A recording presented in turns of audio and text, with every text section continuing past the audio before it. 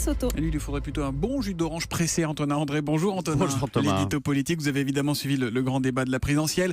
4 heures d'échange pour cet exercice inédit, on l'a dit. Alors c'était long, c'était parfois un peu décousu. Pour le reste, vous n'avez pas trouvé ça très éclairant. Un grand n'importe quoi, ce grand débat, un capharnaüm parfois incompréhensible avec des interventions saccadées, pas de débat de fond.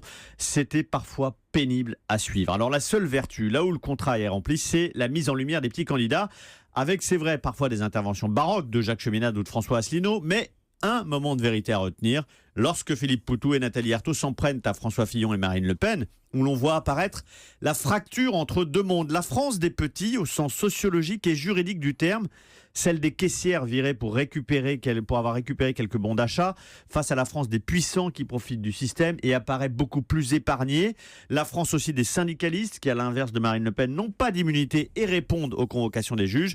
Et là, on voit éclater l'expression d'une colère d'un pays réel, d'un pays d'en bas, que François Fillon ou Marine Le Pen ne voient pas, n'entendent pas, ne fréquentent pas. C'était violent, sincère, et d'ailleurs, les deux principaux visés ne savaient pas trop comment réagir. Les petits en lumière et les grands plus en retrait, même si Emmanuel Macron a dû une fois encore se défendre. Voilà, le favori a été le plus attaqué. Alors il s'y attendait, mais il n'était pas toujours à l'aise. Quand Nicolas Dupont-Aignan l'interrompt, je ne comprends pas ce que vous dites. Quand Marine Le Pen sous-entend que les journalistes viennent à son secours, même François Asselineau le tacle. De toute façon, vous êtes toujours d'accord avec tout le monde.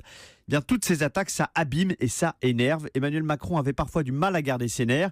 Et lorsqu'il développe ces sujets, il y a toujours une fragilité chez lui, une interrogation sur sa capacité à endosser le costume. Par exemple, pas très clair ni convaincant sur l'international ou la lutte contre le terrorisme. Alors, question, en vue de ce débat, y aura-t-il, à votre avis, un second débat du même type le 20 avril sur France 2 ou pas ? Alors, à titre personnel, j'espère que non. Et je pense que c'est très peu probable. D'abord parce que ça ne sert à rien. Ça ne sert pas du tout à évaluer et à choisir les différents projets.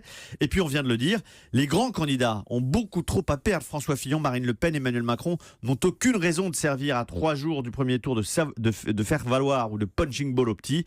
En fait, le seul parmi les grands qui, à la limite, pourrait encore engranger des points s'il y avait un débat supplémentaire, c'est Jean-Luc Mélenchon, qu'il faut bien le reconnaître, une fois de plus, était le meilleur dans l'exercice. L'édito politique d'Antonin André. À demain, Antonin. Europe